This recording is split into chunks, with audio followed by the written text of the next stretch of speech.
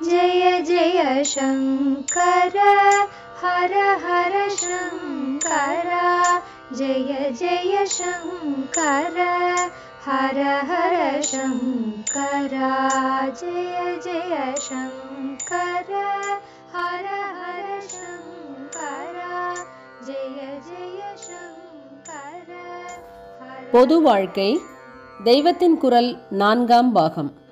உத்தரமேரூர் உத்தம தேர்தல் முறை. தேர்தல் மூலம் ஊர் சபையில் அங்கம். ராஜா அவனுக்கு ஆலோசனை சொல்கிறவர்கள், ஊர் சபைக்காரர்கள் ஆகியவர்களால் மொத்தத்தில் நிர்வாகம் நடந்தது. யார் வேண்டுமானாலும் ராஜாவாக வர முடியாது, அது ஹெரிடிட்டரி. மற்ற ஸ்தானங்களுக்கு, அதாவது அவனுடைய ஆலோசனை சபை, ஊராட்சி சபை முதலியவற்றில் யார் வேண்டுமானாலும் இடம் பெறலாமா? கூடாது. ஊர் நிர்வாகம், நாட்டு நிர்வாகம் ஆகியன சிக்கலான விஷயம். நாட்டு நிர்வாகத்தை விட ஊர் நிர்வாகம் சிக்கல் குறைந்தது, பொறுப்பு குறைந்தது. என்றாலும் இதிலேயும் சிக்கல் உண்டு, பொறுப்பு உண்டு. எனவே உரிய தகுதி பெற்றிருப்பவர்களிடம்தான் பொறுப்பு கொடுத்து மேலே சொன்ன சபைகளில் அமர்த்தலாம் என்று ஏற்பாடு செய்தார்கள். இப்படி அமர்த்துவதிலேதான் ஜனங்கள் தங்களுக்கும் பங்கிருக்கிறதென்று சந்தோஷப்படும்படியாக ஒரு தேர்தல் முறையை ஊர் விஷயத்தில் கையாண்டார்கள். இப்போது இப்படி உங்களையெல்லாம் மெனக்கெடுத்து உட்கார வைத்து முக்கியமாக சொல்ல நினைத்தது, சோழர்களின் ஆட்சி காலத்தில் தற்போது ஜனநாயகத்தின் மூச்சாக நினைக்கப்படும் தேர்தல் என்ற ஏற்பாடு கூட இருந்தது என்பதை பற்றித்தான். தேர்தல் இருந்தாலும் இப்போதுள்ள தேர்தல் முறைக்கு எப்படி அந்த கால முறை வித்தியாசமாய் இருந்தது என்பதை சொல்லி, இப்போது இருப்பதை விட அந்த முறை எப்படி ஸ்லாக்கியமானது என்றும் கொஞ்சம் காட்ட ஆசை. ராஜ்யத்தையோ ஊரையோ நிர்வாகம் செய்பவர்களுக்கு தகுதி இருக்க வேண்டும். எல்லோரையும் அதில் விட முடியாது என்றால் அப்போது இப்படிப்பட்ட தகுதிகள் அவர்களுக்கு இருக்கிறதா என்பதை ஆராய்ந்து பார்த்துத்தான் அவர்களுக்கு ஸ்தானம் தர வேண்டும் என்று ஆகிவிடுகிறது. ராஜ்யத்தை பொறுத்தமட்டில் ஒரு ராஜகுமாரன் பட்டத்துக்கு வரும்போது அவனுடைய தகப்பனாருக்கு துணையாயிருந்த சதஸ் பெரியவர்களே இவனுக்கும் ஆலோசனை சொல்லி நல்ல வழியிலே போக பண்ணுவார்கள்.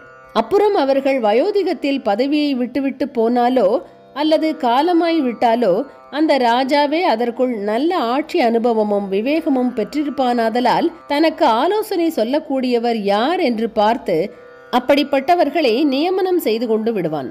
இங்கே ராஜாவேதான் அப்பாயிண்டிங் அத்தாரிட்டி. ஊர் விஷயத்தை பார்க்கலாம்.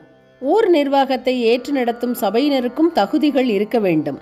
ஆனாலும் ராஜா அல்லது ராஜாங்க அதிகாரியால் அவர்கள் நியமிக்கப்பட்டதாக இல்லாமல் தங்கள் ஊரை நிர்வகிப்பவர்களின் நியமனம் தங்கள் ஊராலேயே முடிவாயிற்று என்று ஜனங்களுக்கு ஒரு திருப்தி இருக்கும்படி செய்தால் நன்றாய் இருக்கும்.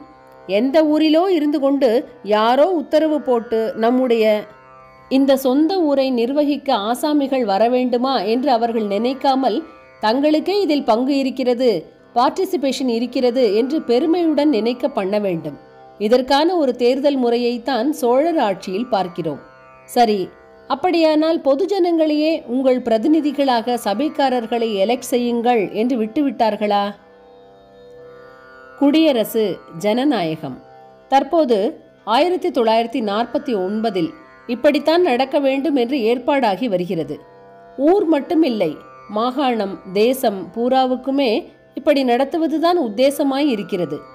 குடியரசாக தேசம் ஆகிற போது ஜனங்கள் எல்லோரும் ஓட்டு போட்டு பார்லிமெண்ட்டுக்கும் அசம்பிளிகளுக்கும் பிரதிநிதிகளை தேர்ந்தெடுத்து ஆட்சி நடத்த பண்ண வேண்டும் என்பதற்கு ஏற்பாடாகி வருகிறது. இப்போது முடியரசு சாத்தியமில்லை. ஈஸ்ட் இந்தியா கம்பெனி கொஞ்சம் கொஞ்சமாக பிடித்து அப்புறம் பிரிட்டிஷ் ராஜாங்கத்துக்கு தேசம் கைமாறின காலங்களில் இந்த தேசம் முழுவதற்கும் ஒரு ராஜா இருக்கவில்லை. பிற்பாடு ஸ்வதேச சமஸ்தானங்கள் என்று பெயர் பெற்ற ஏராளமான ராஜ்யங்களே அப்போது இருந்தன. நமக்கு சுதந்திரம் வந்தபோது இவற்றில் ஏதோ கொஞ்சம் ஸ்வயாதிக்கியம் பெற்றிருந்தவற்றை தான் ஸ்வதேச சமஸ்தானம் என்று சொல்லிக் கொண்டிருக்கிறோம். நேட்டிவ் ஸ்டேட் என்பார்கள். இப்படி 500க்கு மேல் இருக்கின்றனவென்றால் இம்மாதிரி கொஞ்சம் ராஜ்யாதிகாரம் கூட கொடுக்காமல் பிரிட்டிஷ்காரர்கள் முழுங்கியே விட்ட சின்ன சின்ன ராஜ்யங்கள் எத்தனையோ இருந்திருக்கும். ஏகப்பட்ட ராஜாக்களின் ஆளுகையில் இருந்த தேசம் அப்புறம் வெள்ளைக்கார கிங் எம்பரரிடம் போயிற்று. அதிகாரமில்லாமல் ஃபிகர் ஹெட் என்று ராஜாவாக இருப்பவர் அவர். அந்த ஹிஸ்டரி இப்போது வேண்டாம். சொல்ல வந்தது, இப்போது அந்த ஒரே ராஜாவிடமிருந்து தேசம் நமக்கு திரும்பி வருகிற போது இது முழுவதையும் ஒப்பிப்பதற்கு பாரம்பரிய ரைட் உள்ளவராக ஒரு ராஜ குடும்ப வாரிசும் இல்லை. ஆனபடியால் மற்ற காரணங்கள் ஒரு பக்கம் இருக்க, இப்போது தேசம் பூராவையும் ஏதோ ஒரு ராஜவம்சம் வாங்கிக் கொள்வதற்கில்லாமல் ஜனங்கள் தான் வாங்கிக் கொள்ள வேண்டும். குடியரசுதான் இங்கே வர முடியும். வெள்ளைக்காரர்களோடு ராஜா யாரும் சண்டை போட்டு தேசத்தை திரும்பவும் ஜெயிக்கவில்லை. ஜனங்களேதான் கூடிய மட்டும் அஹிம்சை மார்க்கம் என்று சொல்லக்கூடிய முறையில் ஓரளவு சாத்வீக யுத்தம் செய்து ராஜ்யத்தை திரும்ப பெற்றிருக்கிறார்கள். அதனால் ஜனங்களே இதை ஆண்டு கொள்ள உரிமை பெற்றவர்களாக இருக்கிறார்கள். இதைத்தான் குடியரசு என்பது. குடியரசு என்றாலும் அத்தனை ஜனங்களுக்கும் ஆட்சியில் நேர் பொறுப்பும் பதவியும் கொடுக்க முடியாது. அதனால் அவர்களுக்கு பிரதிநிதிகளாக சில பேர்தான் ராஜாங்கத்தை அமைத்து நடத்த வேண்டும். இதிலே பொதுஜனங்களுக்கு இடம் தராமல் பிரபுக்களாக இருக்கப்பட்டவர்களே சேர்ந்து ஆட்சி நடத்துவதான அரிஸ்டோக்ரசி, மத தலைவர்கள் நடத்துவதான தியோக்ரசி என்பது போல பல இருக்கின்றன. ஒருவரே எல்லா அதிகாரத்தையும் தன் வசமாக்கிக் கொண்டு சர்வாதிகாரி என்றே பெயர் வைத்து கொண்டு ஆள்வதை அதோக்ரசி என்கிறார்கள். இம்மாதிரியுள்ள பல ஆட்சி முறைகளில் ஜனங்களில் ஒரு குறிப்பிட்ட வர்க்கத்தை மட்டும் சேர்ந்தவர்களாய் இல்லாமல் சகல ஜனங்களுக்கும் பிரதிநிதிகளாக இருக்கப்பட்டவர்களிடம் ஆட்சியை கொடுப்பதற்கு டெமோக்ரசி என்று பெயர். ஜனநாயகம் என்று நாம் சொல்கிறோம். இப்படி பொதுவான ஜன சமூகம் பூராவுக்குமான பிரதிநிதிகளை கொண்டே நம்முடைய குடியரசில் ஜனநாயகமாக ஆட்சியை ஏற்படுத்த உத்தேசிக்கப்பட்டிருக்கிறது. இது இப்படித்தான் இருக்க முடியும். கால தேச வர்த்தமானத்தில் இதை தவிர வேறு விதமாக ஏற்பாடு செய்வதற்கில்லை எனலாம். ஜெய ஜெய சங்கர, ஹர ஹர சங்கர. மகாபெரியவா சரணம். जय जय शङ्कर, हर हर शङ्कर.